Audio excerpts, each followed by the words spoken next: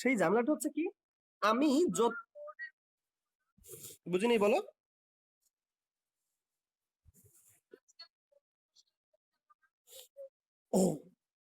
ও হ্যাঁ, আজকে তাহলে বোর্ডের কোশ্চেন গুলি আমরা সলভ করি, ওর ভেতরে তো সমস্যা আছে, ওই সমস্যা লাগে দেখি।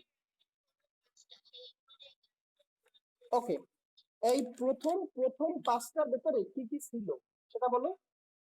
2019-এর সব বোর্ড, 2019-এর বোর্ড গুলোই তো।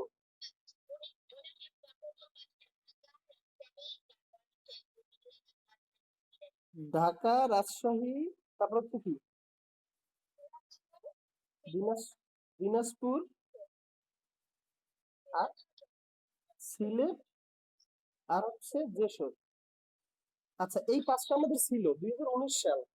আমি হচ্ছে কোচিং থেকে টেস্ট পেপার নিয়ে আসতে পারিনি, আমার কাছে একটা ওই আগের সাপ্লিমেন্ট আছে, দেখি ওইটি আছে কিনা। আচ্ছা, কোনোটার সমস্যা হয়েছে এটা করতে গিয়ে?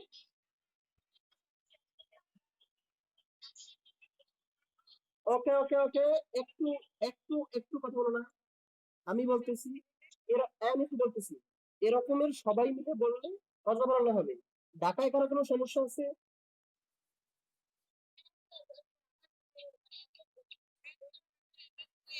খ।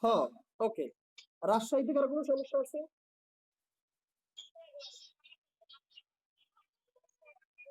ওকে, খ ঘ। দিনাজ ওকে, দিনাজপুরে কারো কোনো সমস্যা আছে? হ্যাঁ হ্যাঁ, রাজশাহীতে লিখে ফেলাইছি। তুমি দেখতেছো আমি লিখতেছি এখানে রাজশাহীর ফর্ম হ। দিনাজপুরে কারো কোনো সমস্যা আছে?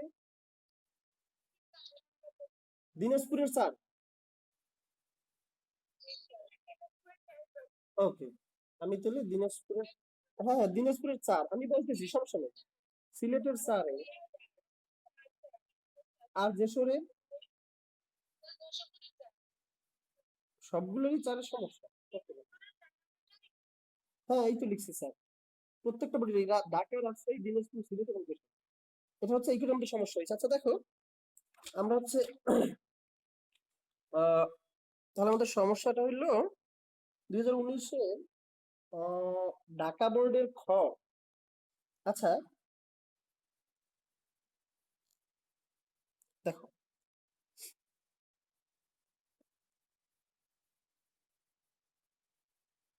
এখন দেখো, আহ আমাদের হচ্ছে এই হচ্ছে ঢাকা বোর্ড। ঢাকা বোর্ডে আমার খ নিয়ে একটা প্রশ্ন হয়েছে, একটা বর্তনী চালু থাকলে এর বিভব পার্থক্যের তুলনায় তড়িৎচালক শক্তি সবসময় বেশি থাকে, এরকম একটা কথা কেন থাকে? আচ্ছা, এর আমরা একটু ব্যাখ্যাটা একটু দিয়ে নেই। আচ্ছা, আমরা হচ্ছে ঢাকার খ নম্বরটা আমরা একটু দেখতেছি, হ্যাঁ। খ, আমাকে বলা হয়েছে কোন একটা বর্তনী যদি চালু থাকে তাহলে ওই বর্তনীর তড়িৎচালক শক্তি সবসময় বিভব পার্থক্যের থেকে বেশি হয়।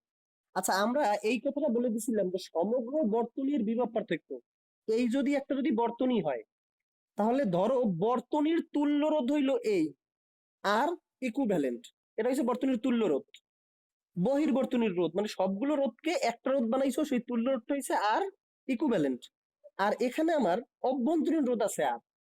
এখন আমরা এর যে তড়িৎ চালক, এই ব্যাটারির যে ভোল্টেজ, ব্যাটারির ভোল্টেজকে আমরা বলি তড়িৎ চালক শক্তি ই।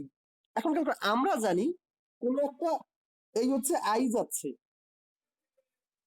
আমরা জানি কোন একটা বর্তনীর ভেতর দিয়ে যখন বিদ্যুৎ পাস করে, রোধ গুলো করে কি ভোল্টেজটাকে ড্রপ করাই রাখে। তানিশের একটা প্রশ্ন ছিল বিভব পতন কি। ধরো এইখান থেকে 220 ভোল্টের বিভব, 220 ভোল্টের 2 এম্পিয়ার বিদ্যুৎ যাচ্ছে, এই রোধ করবে কি, এই বিদ্যুৎটাকে বাধা দিয়ে তার কিছু ভোল্টেজকে ড্রপ করাই রাখবে। ধরো এই রোধটা করলো কি, 150 ভোল্ট বিদ্যুৎকে রেখে দিল, তার ভেতরে রেখে দিল। আমরা এই আর এর বিভব বলি 150 ভোল্ট, এইটাই হয়েছে আর এর বিভব পতন। তানিশা, আমরা যে আর এর বিভব বের করি না, ধর এটা হচ্ছে আর ওয়ান, এটা হচ্ছে আর টু, আমরা যে বের করি না আর ওয়ান এর বিভব ভি 1, আর টু এর বিভব ভি 2, এই ভি 1ই হচ্ছে আর ওয়ান এর বিভব বা বিভব পতন। কারণ কি, এই ভি 1 কে আর 1 রেখে দিছে, ড্রপ করাই রেখে দিছে, এই ভি 2 কে আর 2 ড্রপ করাই রেখে দিছে, সবাই মিলে সব ভোল্টেজটাকে ড্রপ করায়। ড্রপ মানে কি, পতন। এজন্য আর 1 এর বিভব আমরা বের করি ভি 1, এই ভি 1টাই হচ্ছে বিভব আর 1 এর বিভব পতন। আমরা R2 এর ভোল্টেজ বের করি V2, এই V2টাই হচ্ছে R2 এর বিভব পতন। বুঝছো আমার কথাটা? R2, হ্যাঁ, না এখন তোমার এই যে এইখানে কি আছে, একটা ইন্টারনাল রেজিস্ট্যান্স বিদ্যমান নেই, অভ্যন্তরীণ রোধ। তাহলে অভ্যন্তরীণ রোধ এই 6 ভোল্ট দিয়া দুইটা রোধ আছে এখন, এই আর আর অভ্যন্তরীণ রোধ ছোট আর। তাহলে দুইটা আর কি এখন 6 ভোল্টকে ড্রপ করে রাখবে। কারণ আমরা যখন 13 অধ্যায় পড়ছিলাম তখন আমরা বলছিলাম সমগ্র বর্তনী যখন ঘুরে আসে তখন ভোল্টেজ সব ড্রপ হয়ে যায়, কোনো ভোল্টেজ আর থাকে না, এই কথা আমরা বলছিলাম। তাহলে সব রোধগুলো মিলে 6 ভোল্টকে ভাগ ভাগ করে ড্রপ করাই দিবে। এখন 6 ভোল্টকে ড্রপ করাইবে কে? এই আর আর অভ্যন্তরীণ রোধ এই আর। আমি কি বুঝতে পারছি কথাটাকে? তাহলে এই আর ধরো 5 ভোল্টকে ড্রপ করাইলো আর এই আর 1 ভোল্টকে ড্রপ করাই রেখে দিল, টোটাল 6 ভোল্ট ড্রপ হইলো। বুঝছো কি আমার কথাটা?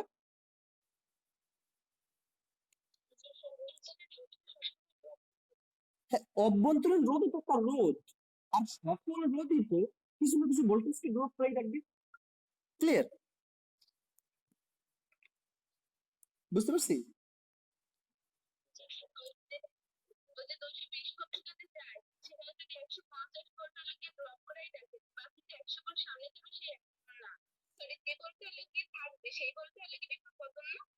না ভাই, 150 ভোল্ট এই এ রেখে দিছে, এইটাই হচ্ছে আর ইকুইভ্যালেন্টের, মানে আমরা যে এই যে বিয়ন বলছি না, এই বিয়ন হচ্ছে বিভব পতন। আর পতন মানে কি? রেখে দেওয়া। পতন মানে কি? রেখে দেওয়া না, বা থেকে যাওয়া না। পতন মানে কি? থেকে যাওয়া নাকি? এই তো ব্যাপারটা। ক্লিয়ার? তাহলে এই যে আর অন 150 ভোল্ট রাখছে, 150 ভোল্ট হচ্ছে এইটার বিভব পতন, আর বাকিটুকু ভোল্টেজ এই ছোট হাতের আর ড্রপ করাইছে। তাহলে এই বাকি আর মানে 220 বিয়োগ 150 থাকে 70, সেই 70 ভোল্ট কে ড্রপ করাবে?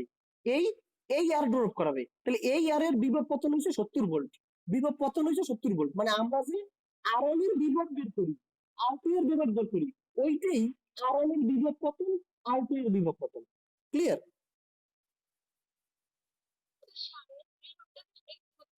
হ্যাঁ, সেটা হচ্ছে শুধু বিভব, ওইটার এখনো পতন ঘটে নাই, ওইটা এখনো চলতেছে। তুমি একটা ম্যারাথন দৌড়ে নামছো, ম্যারাথন দৌড়ে বিভব বিভব পার্থক্য তো টোটাল যে 200 ভোল্ট, এটি তো আসলে ভোল্টেজ নেই, তো বিভবের পার্থক্য। বিভবের পার্থক্যের কারণেই তো বিভবের পার্থক্যের কারণেই তো বিদ্যুৎ গুলো ফ্লো হচ্ছে, আমরা তো সেইটাকেই বলতেছি এর বিভবের পার্থক্য হচ্ছে 220 ভোল্ট। এই 220 ভোল্ট যখন বিভব পার্থক্য, তখন এই রোধ 150 ভোল্ট ড্রপ করে দিল, এখন এই বিন্দু আর এই বিন্দু এর মাঝে বিভবের পার্থক্য হচ্ছে 70 ভোল্ট। বুঝছো?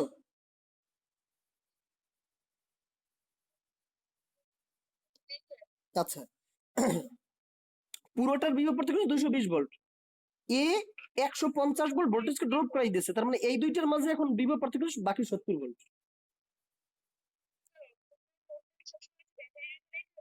হ্যাঁ, আচ্ছা, অভ্যন্তরীণ সংজ্ঞা কি? ব্যাটারি যে সকল উপাদান দ্বারা তৈরি তার রোধটাকে বলা হয় অভ্যন্তরীণ রোধ। তাহলে এটা তো ব্যাটারির মধ্যেই থাকবে। যেমন আমি অভ্যন্তরীণ রোধের উদাহরণটা কি দিছিলাম, তোমাদের হার্ট, হার্ট কি করে? এরকম করে পাঞ্চ করে, পাঞ্চ করে হচ্ছে সারা দেহ রক্তটাকে ছড়াই দেয়। কিন্তু আমরা যারা বায়োলজি জানি, আমরা জানি করোনারি ধমনী দ্বারা হার্ট নিজের ভিতর থেকে নিজের ভিতরে কিছু রক্ত নেয়, কারণ হার্টের নিজের চলার জন্য কিছু রক্ত দরকার। সেটাকে আমরা কি বলতে পারি? হার্টের অভ্যন্তরীণ কাজের জন্য ব্যবহৃত রক্ত। তাহলে ব্যাটারি বিদ্যুৎ তৈরি করবে, কিন্তু ব্যাটারি নিজের চলার জন্য তো কিছু না কিছু ভোল্টেজ সে ইউজ করবে, সেই ভোল্টেজটা কেমন হয়, মানে বা ব্যাটারির নিজের ভেতরেও তো কিছু কিছু রোধ থাকবে, সেই রোধটা কেমন হয়? অভ্যন্তরীণ রোধ। বুঝতে পারছো কথাটাকে?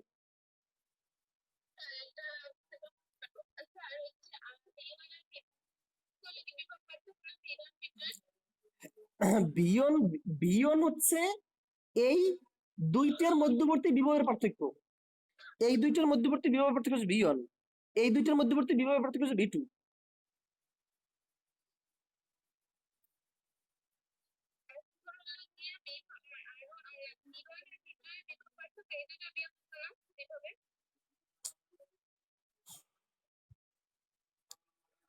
এই V1 নিজেও একটা বিভব পার্থক্য, V2 নিজেও একটা বিভব পার্থক্য।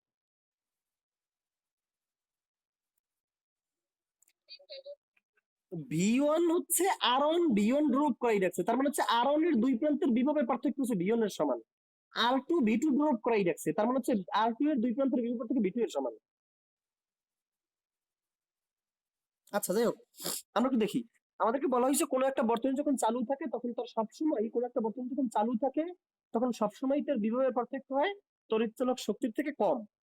আচ্ছা আমরা একটু খেয়াল করে দেখি, এই হচ্ছে আর, এই আর হইছে কি, খেয়াল করে দেখো, এই আর হইছে পুরো বর্তনীর মানে আর, আর এইখানে আমার আছে একটা আর, সেই আর হইছে কি আমার, আর হইছে অভ্যন্তরীণ রোধ আর। এখন আমরা একটু খেয়াল করে দেখি, দেখো আমরা এটা জানি না, কথা বলো না, আই ইকুয়ালস টু, এই মাইক্রোফোনটাকে অফ করে দাও।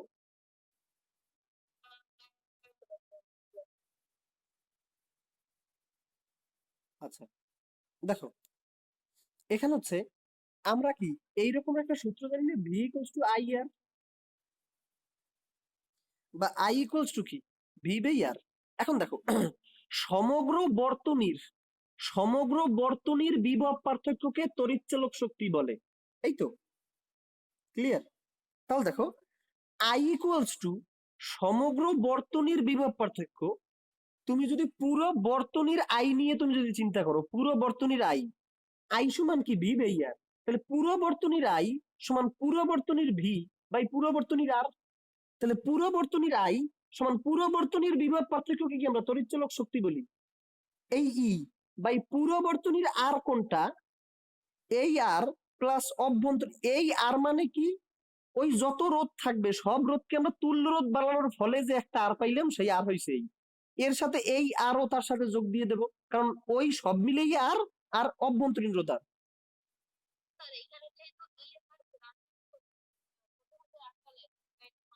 হ্যাঁ, হ্যাঁ মানে ই এর সূত্রটা কোথা থেকে আসছে, ই কি সমগ্র বর্তনীর বিভব পার্থক্য ভি, তাহলে আমি সমগ্র বর্তনীর বিভবকে, হয় সূত্রটা কোথা থেকে আসছে দূর, একটু থামো, সূত্রটা কোথা থেকে চলে আসছে, সূত্রটা তো এইভাবেই চলে আসছে, সমগ্র বর্তনীর বিভব পার্থক্য বাই সমগ্র বর্তনীর রোধ ইকুয়ালস টু সমগ্র বর্তনীর আই, তাহলে সমগ্র বর্তনীর বিভব পার্থক্য ই, আর সমগ্র বর্তনীর আর হইছে কি, এই বহির্বর্তনীর আর প্লাস অভ্যন্তরীণ রোধ আর, এই ফলে দেখো আমরা এরপরে ই ইকুয়ালস টু আই আর সমান আই এল লিখতে পারি।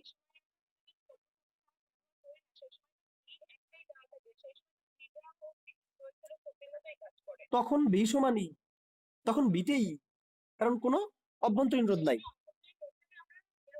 হ্যাঁ, অভ্যন্তরীণ রোধ যদি না থাকে, অভ্যন্তরীণ রোধ যদি না থাকে তাহলে এই বাইরের রোধের ভোল্টেজটাই তো পুরো বর্তনীর ভোল্টেজ তখন, কারণ আর কোনো রোধই নাই, বুঝছি না।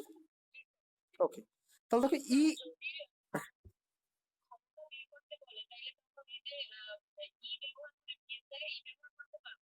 না ক্ষমতাটাকে তুমি পি, পি ইউজ, ও ও ক্ষমতার সময়, ক্ষমতা equals to B square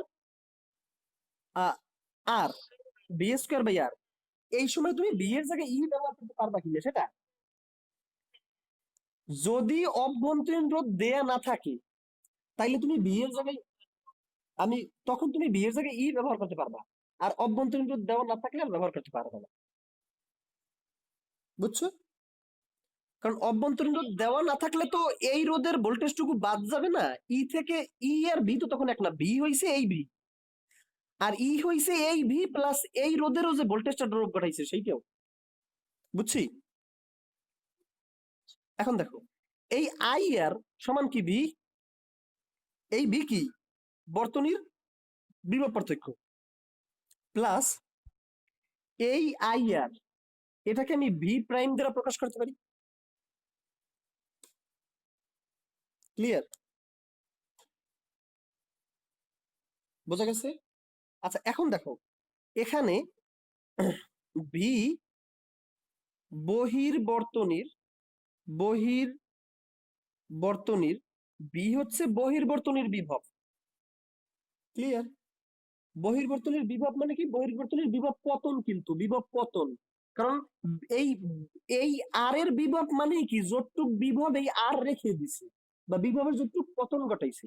V বহির্বর্তনীর বিভব পতন এবং ভি বার অভ্যন্তরীণ রোধের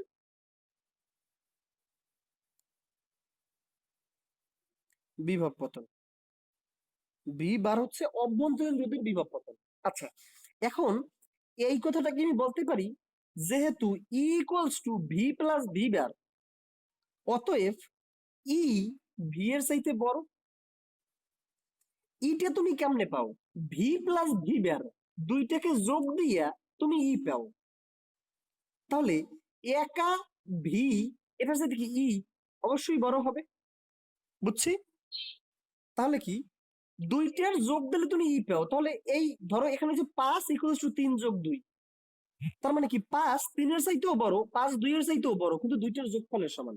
এজন্য আমি লিখতে পারি যে ই বড়, ভি একা ছোট, কিন্তু দুইটা মিলে ই এর সমান।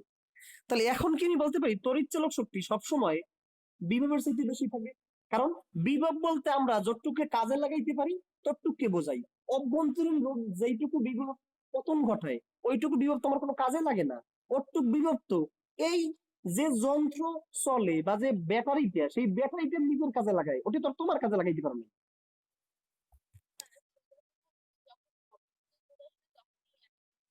হ্যাঁ হ্যাঁ হ্যাঁ, মানে অভ্যন্তরীণ রোধ না থাকলে তো ভিও যা ইও তা, কারণ তখন পুরো বর্তনীর ভোল্টেজই তো এই একলা বসে বসে প্রয়োগ করাইছে। তখন তো বিভের শূন্য, তখন হচ্ছে বিভের শূন্য।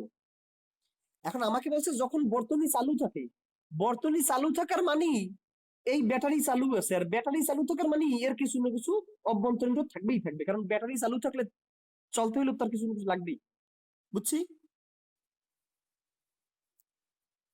তাহলে এখন আমি লিখবো যে অতএব বর্তনী চালু থাকলে তড়িৎচালক শক্তি বিভব বা বহির্বর্তনীর বিভবের চাইতে সর্বদা বড় হবে। ক্লিয়ার? কার কোনো সমস্যা আছে এতে? কোনটা? এই এখানে ভি মানে বড় হাতের ভি বহির্বর্তনীর বিভব পতন এবং ভি প্রাইম অভ্যন্তরীণ রোধের বিভব পতন। ক্লিয়ার? তাহলে ই ইকুয়ালস টু কি বি প্লাস বি প্রাইম, তাহলে ই কি অবশ্যই বি এর চাইতে বড়। অতএব তড়িৎচালক শক্তি বিভব পার্থক্যের চেয়ে বড় হয়, অথবা হচ্ছে বিভব পতনের চাইতে বড় হয়, অথবা বহির্বর্তনীর বিভবের চাইতে বড় হয়, যেরকমই তুমি লেখো, ওটা ডাজেন্ট ম্যাটার। এখন আমরা চলে এসেছি রাজশাহী।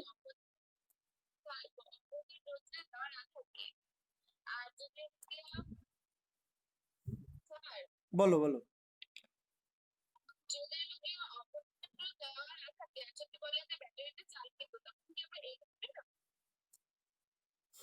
অভ্যন্তরীণ রোধ এই প্রশ্নেও অভ্যন্তরীণ রোধ দেওয়া আছে।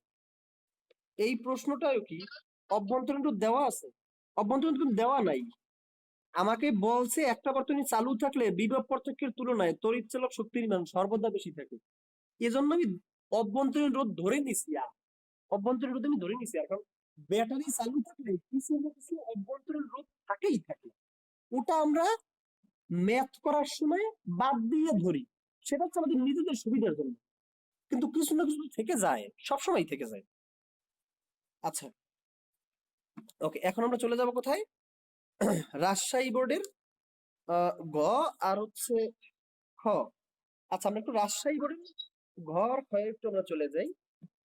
ঢাকা বোর্ড গেল, এরপরে আসে দিনাজপুর বোর্ড, সিলেট বোর্ড, রাজশাহী কই? ও এইটাই তো রাজশাহী বোর্ড। আচ্ছা, রাজশাহী বোর্ডে হচ্ছে এরকমের একটা জিনিস আছে, আমাদের বর্তনীটা হচ্ছে ঠিক এরকমের।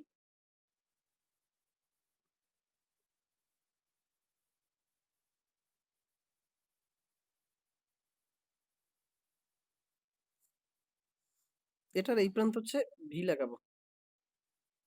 আচ্ছা,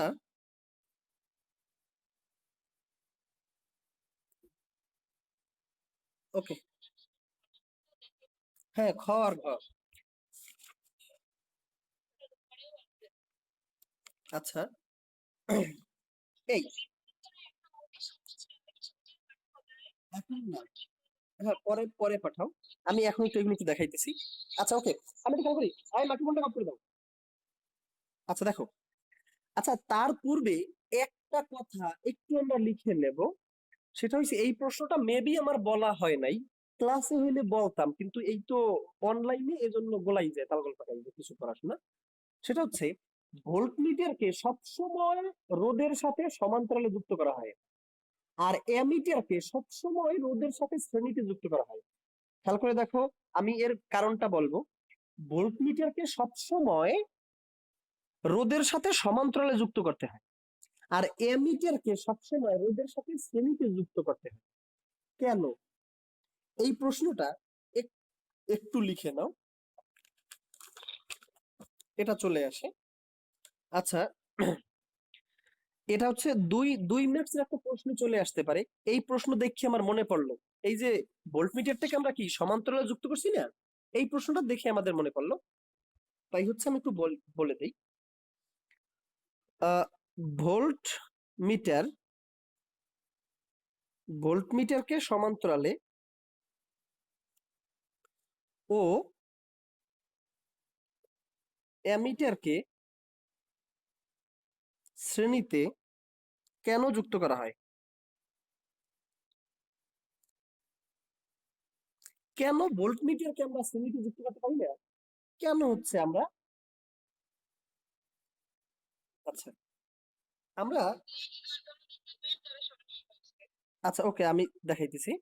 আচ্ছা, এটা ক্লাসে পড়াইলে আমি সবসময় বলে দেই, কিন্তু অনলাইনে তো পড়াইছি, এর সময় হচ্ছে কিছু কিছু টপিক টুকটাক মিস চলে যেতে পারে।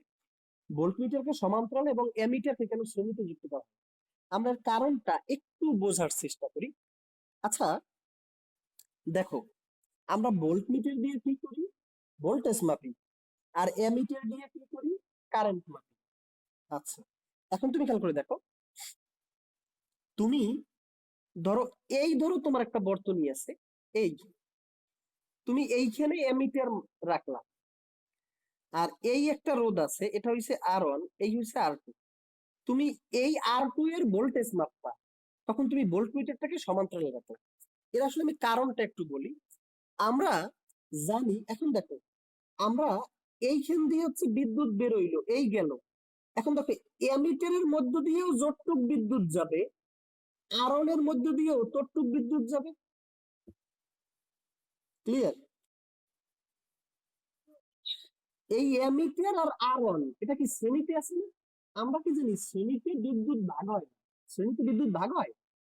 শ্রেণীতে বিদ্যুৎ ভাগ হয় না।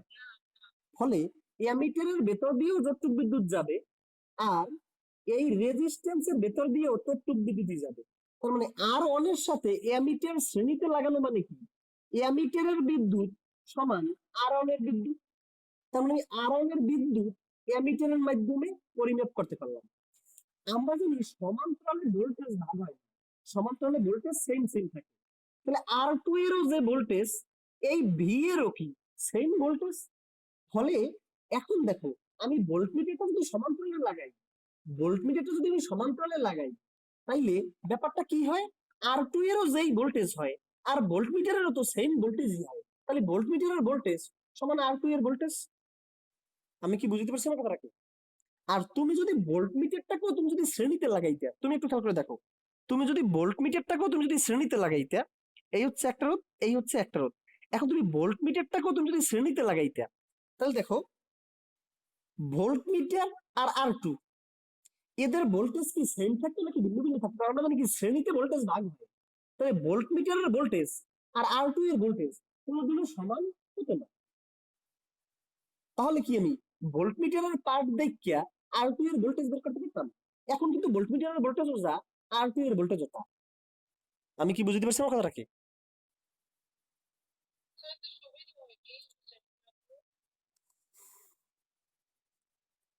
নিজের সুবিধাটা নিজেই বুঝতে পারতেছো না? এই দেখো, ভোল্টমিটারটাকে তুমি যদি, তুমি একটা রোধ নিয়ে চিন্তা করো, কম জ্বলবে, এরকম একটা প্রশ্ন থেকে যায় না? মানে ব্যাপারটা হচ্ছে এই, আচ্ছা আমি বলতেছি, এই এখন দেখো, এখান থেকে ধরো 10 অ্যাম্পিয়ার বিদ্যুৎ চলে আসলো, 10 অ্যাম্পিয়ার বিদ্যুৎ এসে এই ভোল্টমিটারের দিকে কিছু বিদ্যুৎ যাবে আর এই রোদের দিকে কিছু বিদ্যুৎ আসবে, এই নিয়ে ব্যাপারটা বুঝছো? এই ভোল্টমিটার এই রোদ এরা কি সমান্তরালে আছে, বলে কিছু বিদ্যুৎ যাবে ভোল্টমিটারের বিদ্যুৎ, কিছু বিদ্যুৎ যাবে এটার ভেতরে। এই রোদটা ধরো একটা বাতি। এখন কথা হচ্ছে যে স্যার এই রোদটা যেহেতু বাতি, এখান থেকে 10 অ্যাম্পিয়ার বিদ্যুৎ যদি আমি ভোল্টমিটার না লাগাইতাম, তাও তো 10 অ্যাম্পিয়ার বিদ্যুৎই বাতির মধ্যে দিয়ে যাইতো, তাহলে বাতিটা বেশ উজ্জ্বল জ্বলতো। এখন আপনি যেহেতু ভোল্টমিটার লাগাইছেন, এখন ঝামেলাটা হয়েছে কি, যে 10 অ্যাম্পিয়ার বিদ্যুৎ এখন ভোল্টমিটারের মধ্যে ভাগ হয়ে গেছে আর এই বাতির মধ্যে ভাগ হয়ে গেছে। তাহলে তো স্যার এখন বাতিটা কম জ্বলবে, তাহলে ভোল্টমিটার আমি ভোল্টেজ মাপতে যাই আর ঝামেলা বাড়ি হয়ে গেলে যখন বাতি জ্বলবে, বাতি তখন ভালোভাবে জ্বলে না। এরকম একটা প্রশ্ন তো বিদ্যুৎ তো ভাগ হয়ে যাচ্ছে এখন দুইটা দিকে। ক্লিয়ার? এই প্রশ্নের উত্তর হচ্ছে ভোল্টমিটার যখন তৈরি করা হয় তখন ভোল্টমিটারে অতি উচ্চ রোধ ব্যবহার করা হয়, ভোল্টমিটারে অতি উচ্চ রোধ ব্যবহার করা হয়। ধরো এই জায়গায় আমি 20,000 ওহমের রোধ ব্যবহার করলাম, অতি উচ্চ মানের রোধ। ভোল্টমিটার যন্ত্রটার ভেতরে অতি উচ্চ মানের রোধ ব্যবহার করা হয়, খুবই উচ্চ মানের 20,000 ওহম। তাহলে তুমি খেয়াল করে দেখো, এইখানে বিদ্যুৎ যখন চলে আসবে সে দেখবে বাতির রোধ আছে 20 ওহম আর ভোল্টমিটারের রোধ আছে 20,000 ওহম। তাইলে কোন দিকে বিদ্যুৎ বেশি যাবে? ধরো এই বাতির দিকে বিদ্যুৎ গেল 0.1 অ্যাম্পিয়ার, মানে এই ভোল্টমিটারের দিকে বিদ্যুৎ গেল 0.1 অ্যাম্পিয়ার আর বাতির দিকে বিদ্যুৎ চলে আসলো 9.99 অ্যাম্পিয়ার। কি বলো? না, ভোল্টমিটারের মধ্যে বিদ্যুৎ যাবে, কিন্তু ওটা হচ্ছে ভোল্টমিটারে আমরা রাখবো কি খুবই খুবই উচ্চ রোধ রাখবো ভোল্টমিটারের মধ্যে, ধরো 20,000, 30,000, 50,000 ওহম। তাহলে 20,000 ওহম হয়েছে ভোল্টমিটারের রোধ আর বাতির রোধ হয়েছে 20 ওহম, 30 ওহম। তাহলে এইখানে বিদ্যুৎ এসে এইদিকে বাধার পরিমাণ অনেক বেশি, এইদিকে বাধার পরিমাণ অনেক কম। মানে এইদিকে ধরো 0.1 অ্যাম্পিয়ার গেল আর বাতির মধ্যে 9.99 অ্যাম্পিয়ার গেল, তাহলে বাতির ভেতরে 10 অ্যাম্পিয়ার যাওয়া আর 9.99 অ্যাম্পিয়ার যাওয়া প্রায় একই কথা না?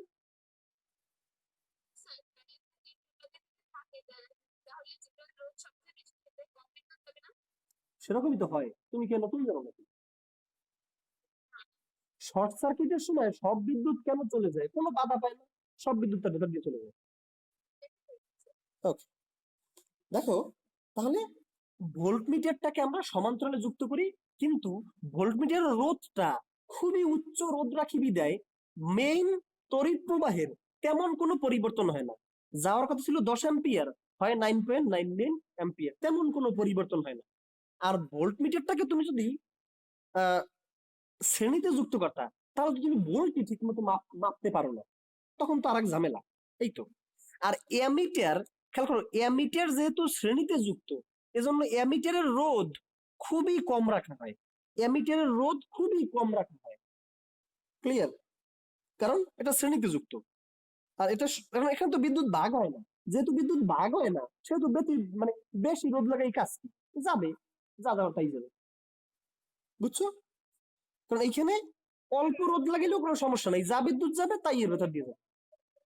কোনটা? এইখানে এটার রোধ আমি এত কম রাখি, এটার রোধ আমি এত কম রাখি, ধরো 0.001 ওহম, তাহলে একটুক রোধের জন্য তড়িৎ প্রবাহের মান তেমন কোনো পরিবর্তন হবে না। বুঝছেন আমি কথাটা? ভোল্টমিটার রোধ খুবই বেশি রাখা হয়, কেন রাখা হয়? নিজেদের স্বার্থে কিন্তু আমরা রাখছি। এইখানে দেখা গেছে আমি ভোল্টমিটারের রোধ যদি কমাই তাহলে সব কারেন্ট ভোল্টমিটারের মধ্যে দিয়ে চলে যাবে, বাতি আর জ্বলবে না। এই জন্য ভোল্টমিটারটা বাড়াই দিচ্ছি যাতে ভোল্টমিটার দিকে কম যায়, বাতির দিকে বেশি আসে। আর অ্যামিটারের মধ্য দিয়েও যেই কারেন্ট যাবে এর মধ্য দিয়ে তো সেম কারেন্টই যাবে, কারণ তো ভাগ হইতেছে না। এজন্য অ্যামিটারের কারেন্ট মানে রোধ আমি খুবই কম রাখতেছি যাতে বিদ্যুৎ ফ্লো হইতে কোনো ধরনের কোনো বাধার সম্মুখীন না হয়। ক্লিয়ার? আচ্ছা, বলো। উম, হ্যাঁ, অ্যামিটার তো কিছু বিভবের পতন ঘটাইবে, কিন্তু অ্যামিটারের রোধ কি 0.001, এত কম রোধ যে বিভব পতন এত কম হবে যে ওটাকে আমরা বাদ দিয়ে ধরি, যে ধরে নেই এ কোনো বিভবের পতন ঘটাইনি, খুবই কম বিভবের পতন ঘটে না, 0.00 ভোল্ট সাপোজ, একটু বিভবের পতন ঘটাইলে ওটা আমরা হিসাব দিয়ে বাদ দিয়ে দিই। শর্ট সার্কিট যে সময় হবে সেই সময় তো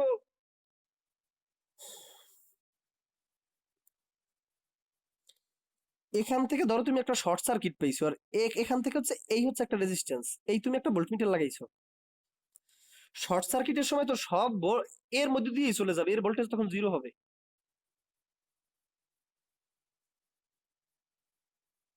বুঝছো? আচ্ছা, ওকে। এবারে দেখো, আমরা তাইলে এবারে চলে আসি ভোল্টমিটারকে কেন সমান্তরালে আর অ্যামিটারকে কেন শ্রেণীতে যুক্ত করা হয়। দুইটা কারণ আছে এর ব্যাপারে। একটা কারণ হচ্ছে কি, ভোল্টমিটারের রোধ খুবই হাই, একে শ্রেণীতে যুক্ত করাইলে সে বিদ্যুৎ প্রবাহ একদম সম্পূর্ণরূপে বন্ধ করে দেবে। আর এমিটারের রোধ খুবই কম, এজন্য এর শ্রেণীতে লাগাই দিছি, বিদ্যুৎ প্রবাহে সে কোনো বাধা দেবে না। ক্লিয়ার? আচ্ছা, তাহলে আমরা এখন লিখে নেই এর উত্তরটা।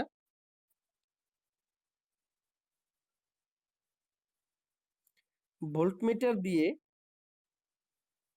এটাকে লিখে নাও, এই প্রশ্নটা চলে আসতে পারে, একটা ভালো প্রশ্ন। ইন্টারমিডিয়েটে গিয়ে বিস্তারিত ভাবে একদম এরকম ভাঙাই চুরি বলা আছে, তোমাদের 9 10 তো বলা নাই।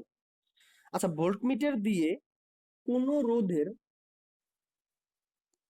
বিভব পরিমাপ করা হয়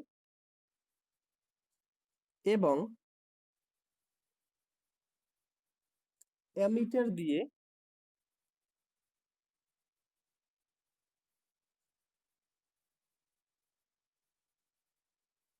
কোন রোধের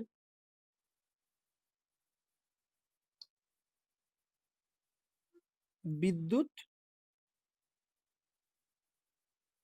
প্রবাহ পরিমাপ করা হয়।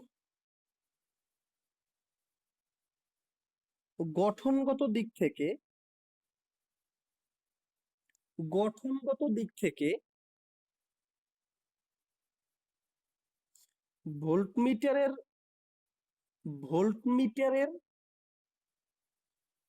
অভ্যন্তরে খুবই উচ্চমানের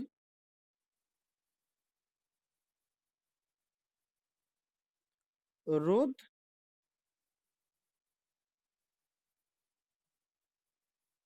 এবং গঠনগত দিক থেকে ভোল্টমিটারের অভ্যন্তরে খুবই উচ্চমানের রোধ এবং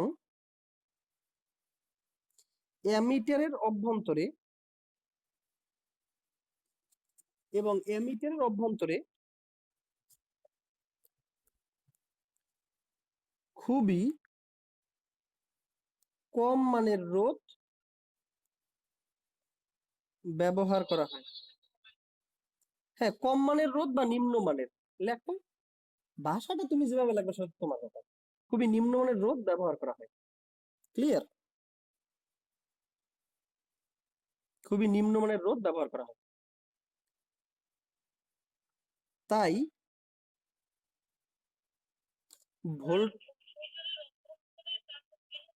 ভোল্টমিটারের অভ্যন্তরে খুবই উচ্চমানের রোধ ব্যবহার করা হয়। ওই যে 20,000 ভোল্ট 30,000 ভোল্ট বলছিলাম না, খুবই উচ্চমানের রোধ এবং অ্যামিটারের অভ্যন্তরে খুবই নিম্নমানের রোধ ব্যবহার করা হয়। তাই ভোল্টমিটারকে শ্রেণীতে যুক্ত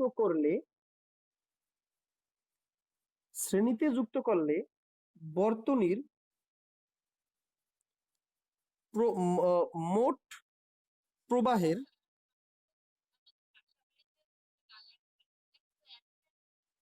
বাসাবাড়িতে কিছুই লাগানো হয় না। বাসাবাড়িতে কিছুই লাগানো হয় না। বাসাবাড়িতে যদি তোমার কোনো জায়গায়, হ্যাঁ? না না, এটা ওটা মিটার ভিন্ন জিনিস, ওটা বাদ দাও। মিটারে তোমার গুলিয়ে রাখে যে তুমি কত ইউনিট বিদ্যুৎ খরচা করলা, শেষ। ওই অনুযায়ী তোমার বিল হয়, এর বাইরে কিছু না। দেখো, তাই ভোল্টমিটারকে শ্রেণীতে যুক্ত করলে বর্তনীর মোট প্রবাহ কমে যেত, কারণ কি রোধ বাইরে গেলে মোট প্রবাহ কমে যেত। ক্লিয়ার?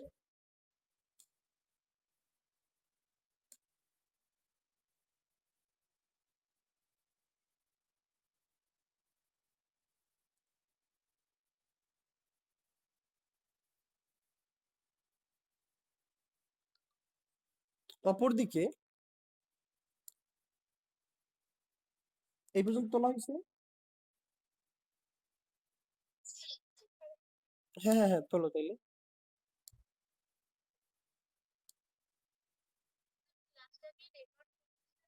হ্যাঁ, ক্লাসটা রেকর্ড হচ্ছে। ওরকম করে লেখে না, লেখে এইভাবেই, কিন্তু আমরা বুঝি দুইটা ভাবে। ক্লিয়ার? হ্যাঁ হ্যাঁ হ্যাঁ, মেইন কারণ হচ্ছে ওটাই।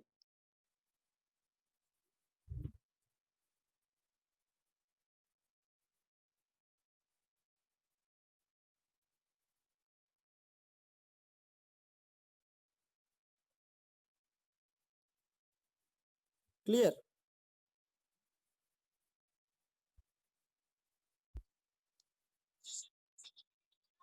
হ্যাঁ, আমি লেখাই দিচ্ছি, আমি লেখাই দিচ্ছি। হ্যাঁ, সমস্যা নেই। আচ্ছা, তাহলে আমরা ব্যাপারটা কি বুঝতে পারছি? ওকে, তাহলে আমরা যখন খ নম্বরে যখন উত্তরটা লিখবো, অবশ্যই আমরা পাশে চিত্রটা দিয়ে দেবো। ক্লিয়ার? পাশে চিত্রটা দিয়ে দেবো। এইখানে আমরা দিয়ে দেবো আহ বৃহত্তর চার্জ। এইখানে আমরা দিয়ে দেবো ক্ষুদ্রতর চার্জ। খেয়াল করে দেখো। হ্যাঁ, তো আমি তড়িৎ বলয়টা কিরকম রাখবো, এরকমই রাখবো।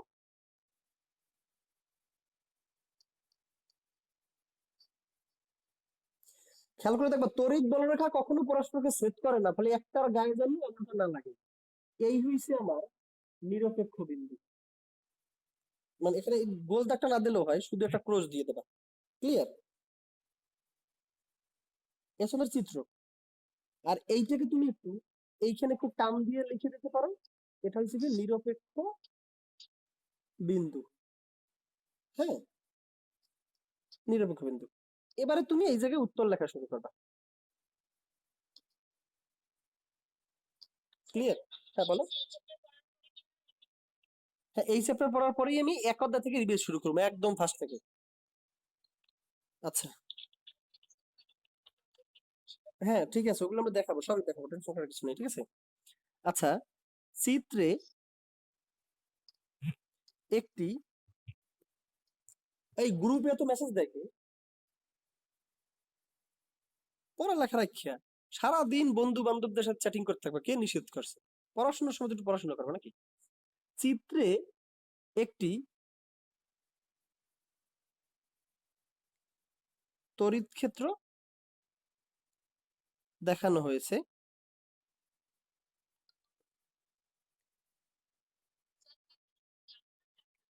হ্যাঁ হ্যাঁ, ডান পাশে, এটা ছোট করে এক ভাই, বড় করে আঁকার দরকার নেই, আমরা তো এটা তো বোঝানোর জন্য বড় করে রাখছিলাম।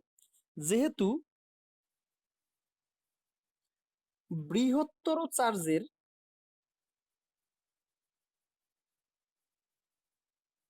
তড়িৎ ক্ষেত্র ক্ষুদ্রতর চার্জের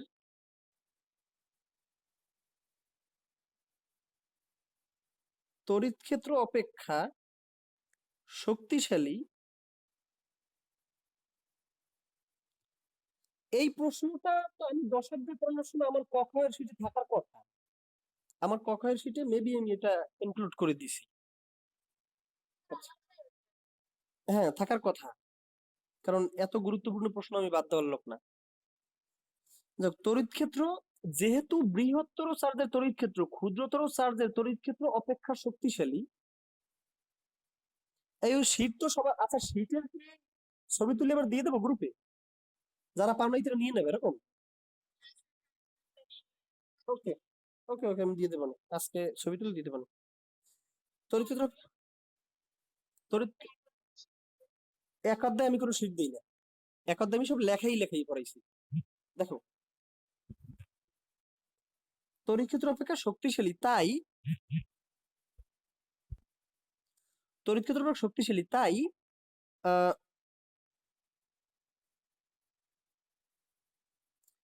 বৃহত্তর চার্জের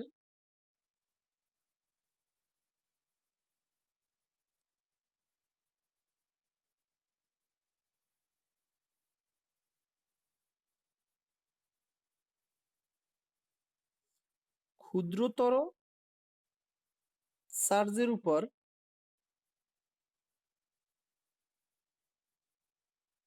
বেশি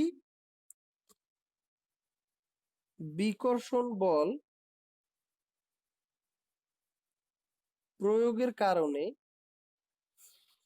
দেখো, তাই বৃহত্তর চার্জের ক্ষুদ্রতর চার্জের উপর বেশি বিকর্ষণ বল প্রয়োগের কারণে তড়িৎ বলরেখাগুলো, ক্লিয়ার, তড়িৎ বলরেখাগুলো ক্ষুদ্রতর চার্জের কাছাকাছি জায়গায়, খেয়াল করে দেখো, বিকর্ষণ বল প্রয়োগের কারণে তড়িৎ বলরেখাগুলো ক্ষুদ্রতর চার্জের কাছাকাছি জায়গায়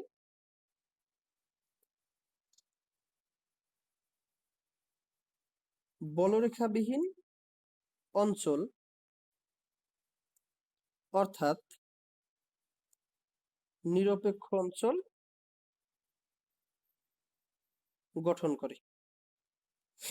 বলরেখাগুলো ক্ষুদ্রতর চার্জের কাছাকাছি জায়গায় বলরেখাবিহীন অঞ্চল অর্থাৎ নিরপেক্ষ অঞ্চল হবে, নিরপেক্ষ অঞ্চল গঠন করে। তাই নিরপেক্ষ অঞ্চল সর্বদা ক্ষুদ্রতর চার্জের নিকটবর্তী। ক্লিয়ার? এখন আমি চলে আসি ঘয়ে।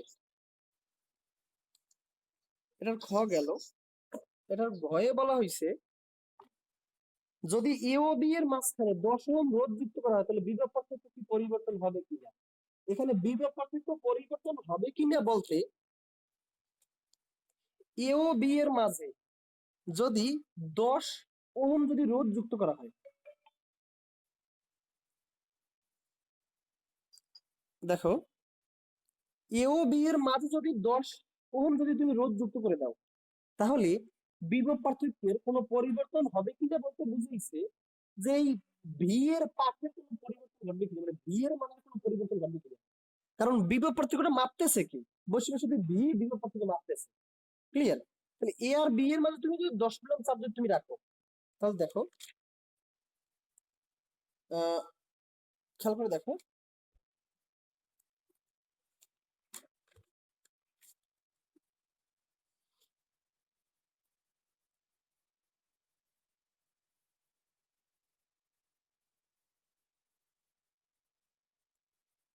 তুমি যদি ঘ নম্বর যাও,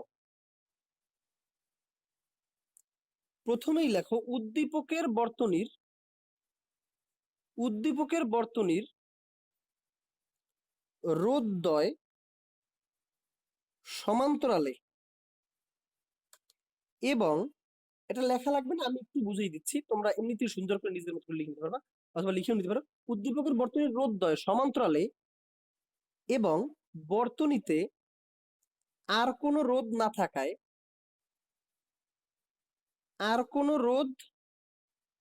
না থাকায়, R1 এর বিভব সমান R2 এর বিভব সমান ভোল্ট মিটারের বিভব সমান 220 ভোল্ট। দেখো, আমি একটু ব্যাপারটা বুঝিয়ে বলতেছি। এখান দিয়ে শুরু করছি, আঁকলাম এই আছে। দেখো, এখানে বর্তনীতে আর কোনো রোধ নাই, এখানে দেওয়া আছে 220 ভোল্ট। বর্তনীতে যেহেতু আর কোনো রোধ নাই, এই 220 ভোল্ট 220 ভোল্ট 220 ভোল্ট 220 ভোল্ট এসে এই রোধ দুইটা সমান্তরাল, তার সাথে এই ভোল্টমিটারও সমান্তরাল। যেহেতু বিভবের সমান্তরালে বিভবের কোনো পরিবর্তন ঘটে না, আর কোনো রোধও নাই, যেহেতু সমান্তরালে বিভবের কোনো পরিবর্তন ঘটে না, তার মানে বিষয়টা কি হয়েছে, এই R1 এর বিভবও যা, R2 এর বিভবতা, এই ভোল্টমিটারের বিভবতা, এবং সবই কত 220 ভোল্ট 220 ভোল্ট।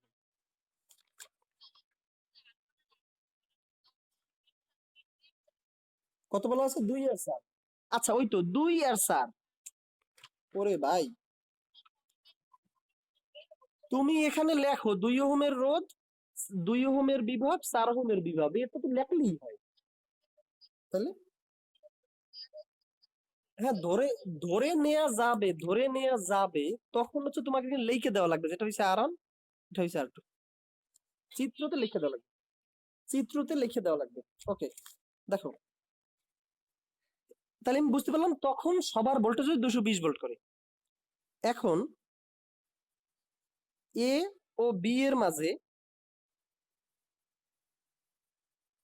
10 ওহম রোধ রাখলে, এ ও বি এর মধ্যে যদি আমি 10 ওহম যদি রোধ রাখি, তখন বর্তনীটা হয় কি এরকমের। এই হচ্ছে এ, এই হচ্ছে বি, এখান থেকে এসে এই হচ্ছে একটা রোধ, এই হচ্ছে একটা রোধ, এই এর চারপাশে হচ্ছে এই ভোল্টমিটার। বর্তনীটা এই রকমের। এটা হচ্ছে আমার 10 ওহম, এটা হচ্ছে আমার 2 ওহম, এটা হচ্ছে আমার 4 ওহম। এখন খেয়াল করো, এখন এই রোধটা কি শ্রেণীতে, আর এই দুইটা রোধ মিলে একটা শ্রেণী। তার মানে দেখো, এইখান থেকে যখন ভোল্টেজ যাবে, এই 10 ওহম কিছু ভোল্টেজ ড্রপ করাই রাখবে, বাকি ভোল্টেজটুকু এই সমান্তরালে চলে আসবে। এই তোমাদের ছিল নাকি? তাহলে আমরা এখন বর্তনীর তুল্য, বলো। কোন রোধ না থাকায় 2 ওহমের বিভব সমান 4 ওহমের বিভব সমান ভোল্টমিটারের বিভব সমান 220 ভোল্ট। সবারই বিভব 220 ভোল্ট করে। এখন দেখো, অতএব বর্তনীর তুল্য রোধ কি, খেয়াল করো, 10 যোগ 1/2 প্লাস 1/4 ইনভার্সন। দেখো এই দুইটা আছে সমান্তরালে, তাহলে 1/2 প্লাস 1/4, লাস্টে গিয়ে এর আবার আমরা উল্টেই দেবো ইনভার্স করে। এর সাথে 10 আছে শ্রেণীতে, তাহলে 10 যাবে যোগে। বুঝছি? শ্রেণীতে তো যোগ হবে, আর সমান্তরাল ঠিক 1/2 1/4, তারপর ইনভার্স হবে না? কারণ ইনভার্স করার মানেই তো হচ্ছে লাস্টের উল্টানোটা হয়ে গেল। এখন দেখো 10, এখানে হচ্ছে 4 গেল লসাগু, থাকলো কি এখানে 2 যোগ 1 3 ইনভার্সন ইকুয়াল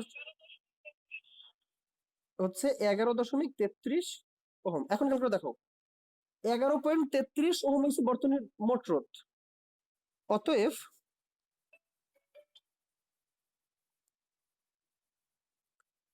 বর্তনীর প্রবাহ আই ইকুয়ালস টু কি, ভি বাই আর। ভি এর মান কত, 220 ভোল্ট, 11.33, কত চলে আসে এটা দেখো তো। আমি একটা কথা বলে দিছিলাম যখন ভোল্টেজ আর কারেন্ট বের করছিলাম, এইখানে কি আমাদের ভোল্টেজ বের করা লাগবে না? এইখানে আমাকে বলছে পূর্বের ভোল্টেজ 220 সবারই। এখন আমি বর্তমান ভোল্টেজটা বের করতে, যে বর্তমানে ভোল্টমিটারের ভোল্টেজ কত। এই জন্য আমি বলছিলাম কি, যখনই আমরা কোনো রোধের ভোল্টেজ বের করবো, আমরা প্রথমেই বর্তনীর মোট প্রবাহ বের করে নেব। একথা অনেক পূর্বেই বলা হয়েছে তোমাদের, যখন আমি ভোল্টেজ আর কারেন্ট বুঝাইছি। প্রত্যেকটা রোধের ভোল্টেজ বের করা, প্রত্যেকটা রোধের কারেন্ট বের করা। এটা কত চলে আসে রেজাল্টটা দেখো তো।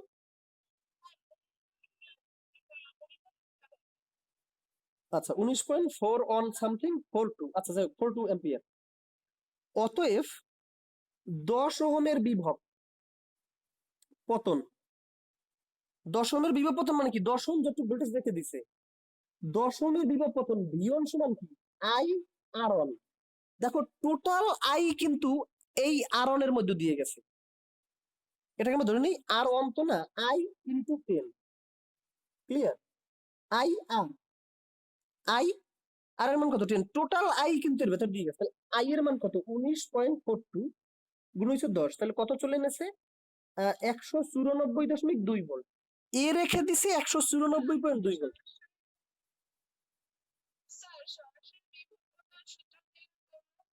হ্যাঁ, সরাসরি বিভব, ওই যে ভোল্টেজ ডিভিশন ল দিয়ে তুমি করতে পারতা, সরাসরি ভোল্টেজ ডিভিশন ল দিয়েও তুমি করতে পারতা, কোনো সমস্যা নেই। এই তো ম্যাক্সিমামটা আপনার করো, ঠিক আছে। বলছি এটাকে ভোল্টেজ ডিভিডেন্ড ল দিয়েও করা যায়, ভোল্টেজ ডিভিডেন্ড ল তোমাদের শিখেছিলাম না, ওটা দিয়েও করতে পারো। যাই হোক,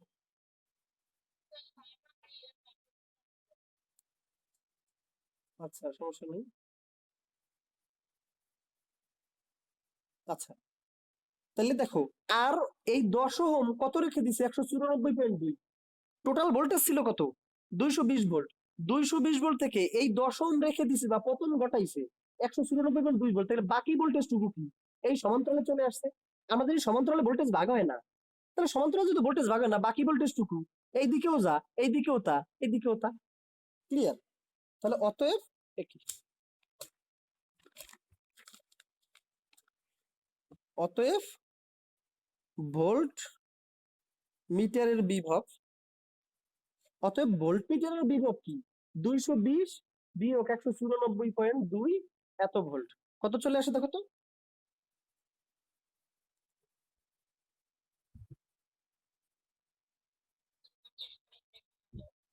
25.88। অতএব 10 ওহম রোধ যুক্ত করলে ভোল্ট মিটারের বিভব পরিবর্তন হবে বা বিভব পরিবর্তিত হবে। পূর্বের বিভব ছিল 220 আর এখন বিভব হয়ে গেছে 25.88, তার মানে বিভবের পরিবর্তন হয়েছে। কথা ক্লিয়ার? কারো কোনো সমস্যা আছে এতে? ওকে, তাহলে হচ্ছে বলো।